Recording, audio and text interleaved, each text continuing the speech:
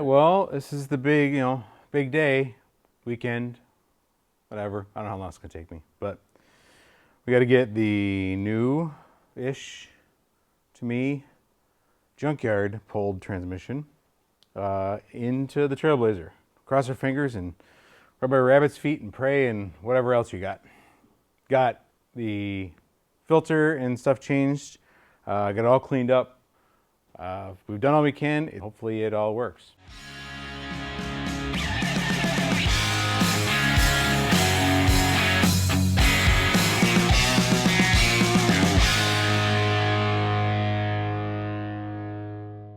First step is to get the torque converter installed in here.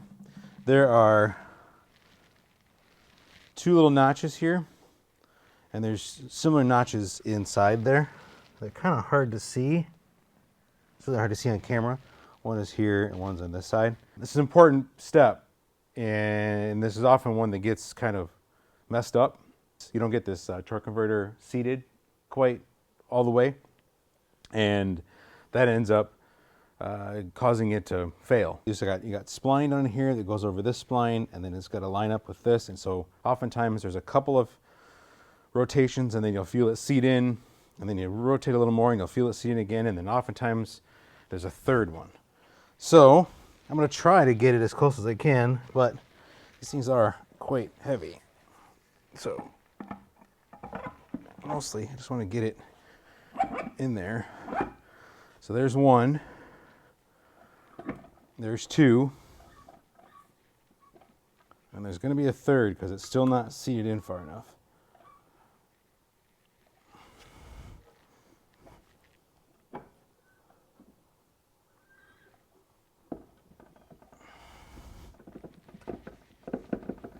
There it is. There's the third one. Okay, so now we're in all the way. I don't have a transmission jack. I kind of wish I did. And I may still go run to Harbor Freight and pick one up because that would make this a lot easier to roll this around. But I'm going to try to do it on just my regular floor jack. That is not light.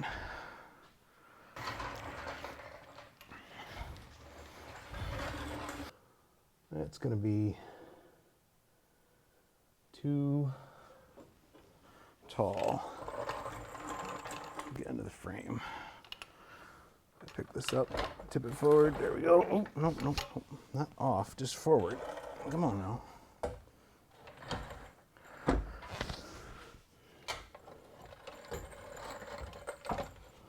we go.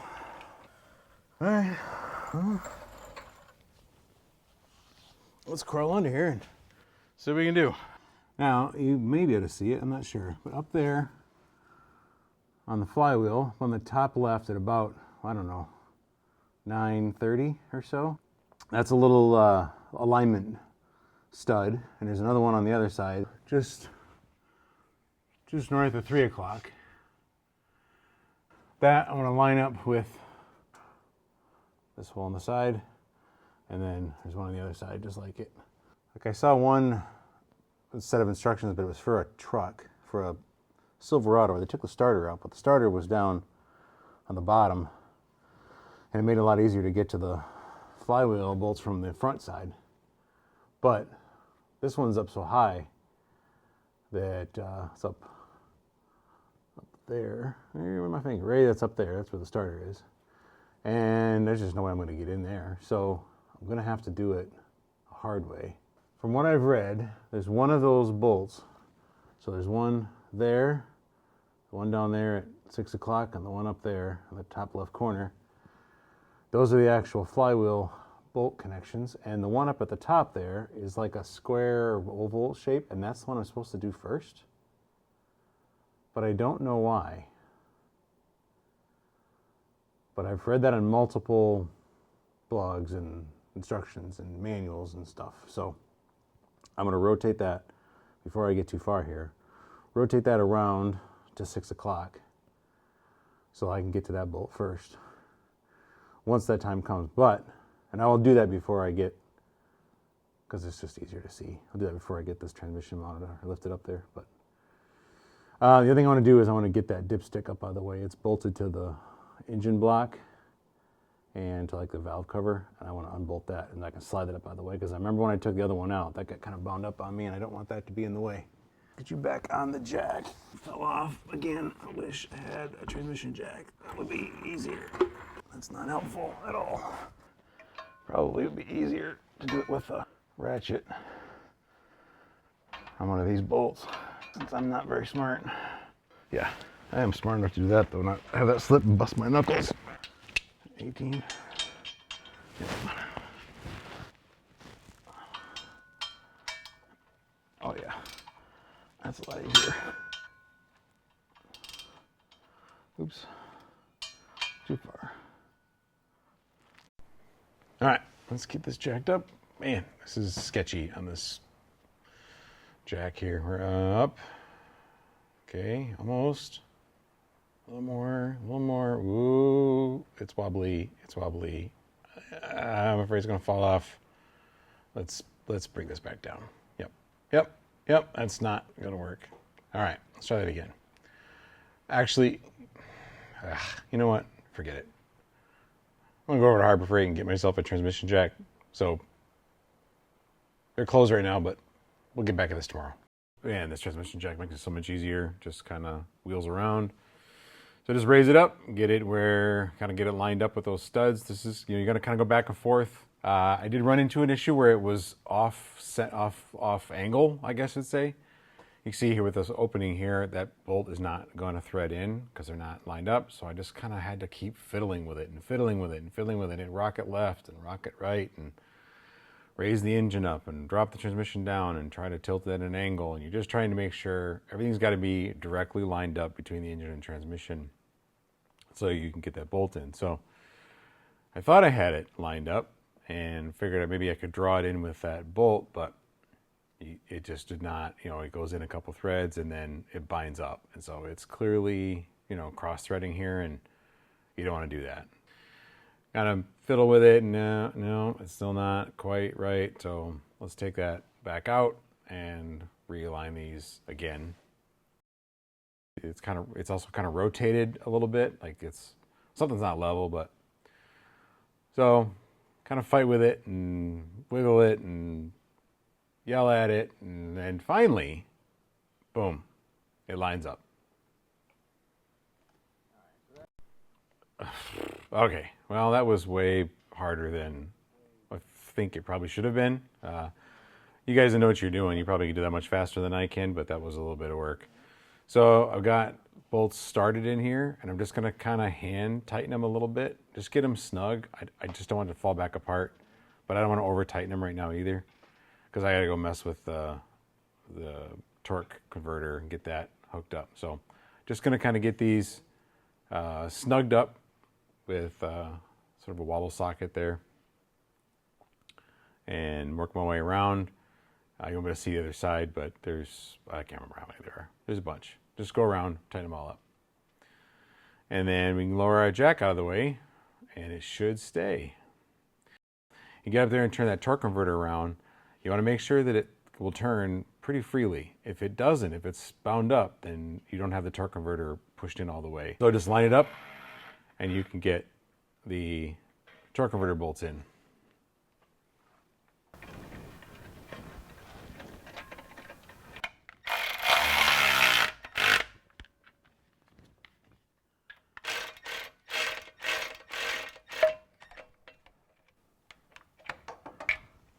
That's snug. I think I'm going to rotate it all the way around and get the other two in, and then come back around and do it again.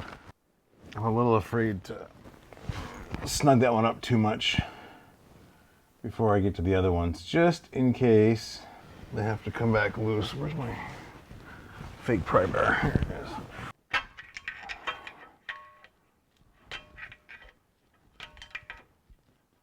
The other one, there it is. Okay.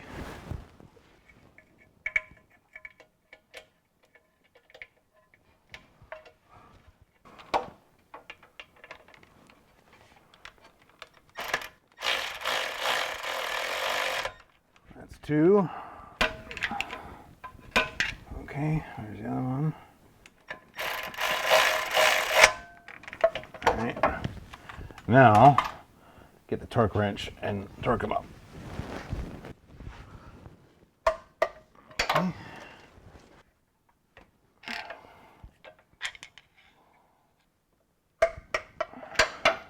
Okay, there's two. Bring around the third one. Okay. Bell housing's done, or sorry, torque converter's done. I keep saying the two things. Torque converter's done. So now we'll go back to the bell housing and tighten all those up. Those I believe are 35 pounds, but that's a tough one because all of them are accessible for the torque wrench. So we're gonna have to load up on extensions. All right, so when I said I have to use every extension I own, I mean it. Every including sizing up to 1/2 inch to get all the way across the transmission, past the tail, so I could get the full rotation of the torque wrench. But anyway, they're torqued on now, so we're good to go. So now we're going to start reattaching all of the wiring and tubing, like the cooling lines and stuff like that. So we'll go back underneath. Hard to see here, but see how they got the little indent in them? And up here on this, there's a hole, it's a round, hole, but it's got in the little flange or whatever, it's got holes cut out. So those little loops go inside those holes. So be careful, because if you miss, they will go flying, and you gotta go find them again.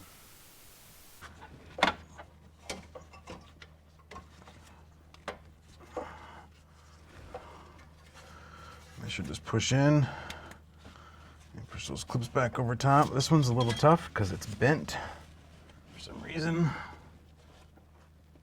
This should still go in.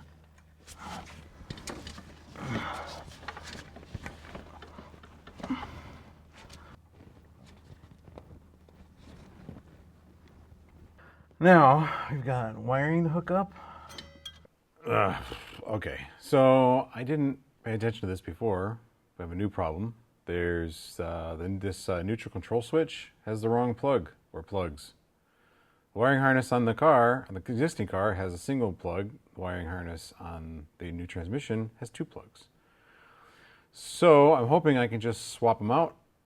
I'm going to have to heat these cords up, these connectors up first to get them out because they're kind of glued in. So I don't really care. I don't even really need to take these out. I don't really care what condition they're in, but they're in the way of the screw or the bolt I need to pull out. So they've got to come out.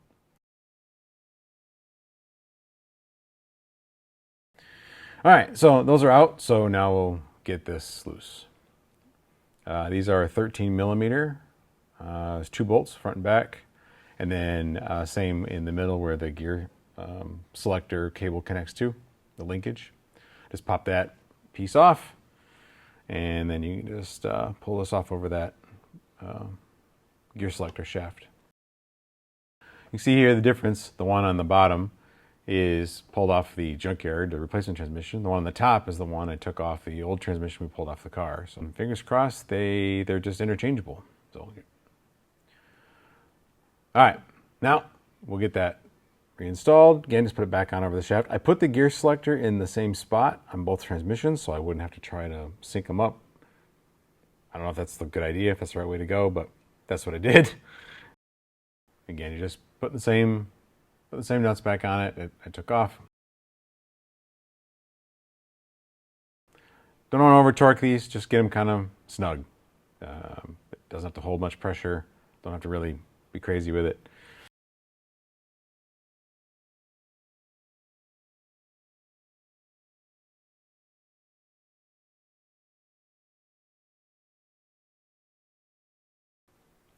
Just put the connector back on, the linkage connector back on, and tighten that down. And then hook the connector back up. This connector has this little push button here on the bottom that as you push it in, you push that button in and it seats in all the way. And there's a little clip that goes in to keep it from accidentally coming back out. And now attach the linkage, except I realized I took the bracket off. So I gotta get the bracket. All right, so bracket's back on. For those of you who were paying attention earlier, you might have noticed that I had the thing on backwards. So I had to fix that too. We got our shift linkage connected, wiring connected. So now I've got to get the transmission mount and exhaust and stuff put back on. So I've got a jack back under here, raise the whole thing up a little bit. Okay, so got this all pushed back up, got the cross member back on. Had to raise the transmission up a little bit so that mount would curl in, and then bolt up the exhaust that's kind of connected to that hanger. And then there is bolts on either end that go front to back. Remember when I took this off, the big long heavy duty bolts. And then you got these smaller bolts, these little 15 millimeter that go up and connect it to the frame.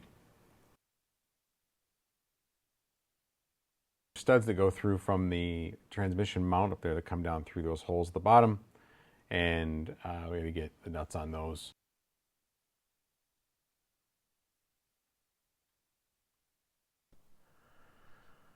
All right, well, this is hard to get on camera here, so I'm gonna try to just get the phone up here, but there's the bolts. Remember when I took this off, there's 3 bolts up here on the flange.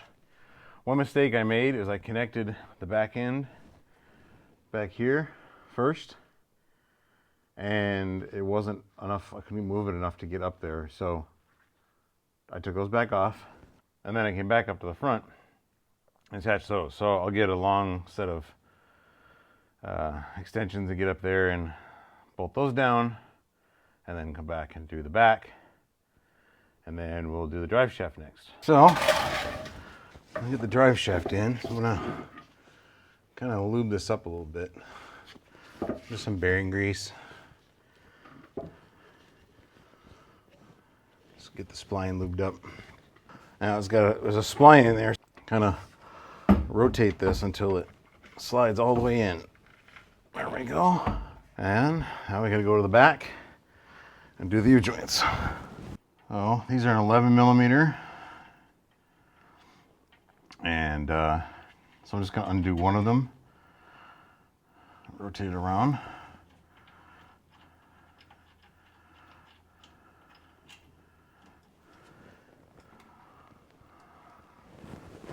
There we go.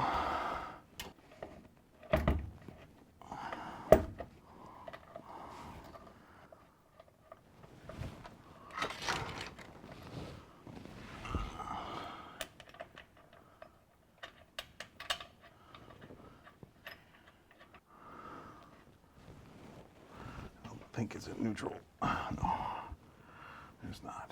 I forgot about that part. And now I'll get it all where I can't change the gear selector right now. Okay. Oh, O2 sensor. Didn't forget that. And then we gotta go top side and go fluid. Oh yeah. All right, we're down to the last little bit here. Put some transmission fluid in. We got everything hooked up. Just need to find a fairly skinny funnel.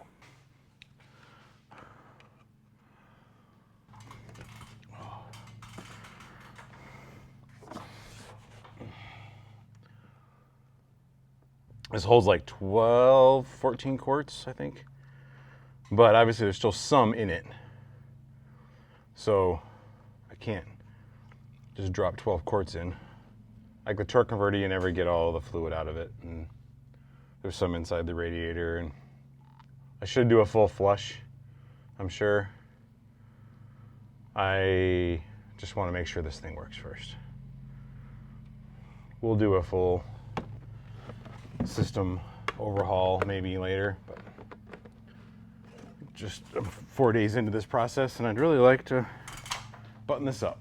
So that was 5 quarts. We'll do a couple more. Right? Oh, that's a gallon, so that's 4 quarts. Sorry, thinking like oil's a 5-quart jug. This is a 4-quart jug, so we'll put 6 or 8 quarts in. Trying to spill too much on the ground. It's good enough for now. Start there. Put the dipstick back in before we drop it in the engine and have it go haywire on us. Let's see. Let's get you hooked up over here.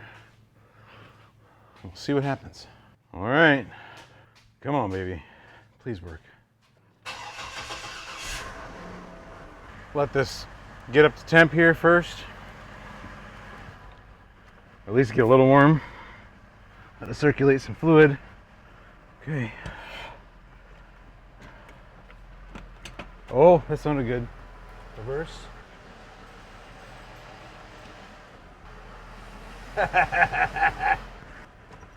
Drive.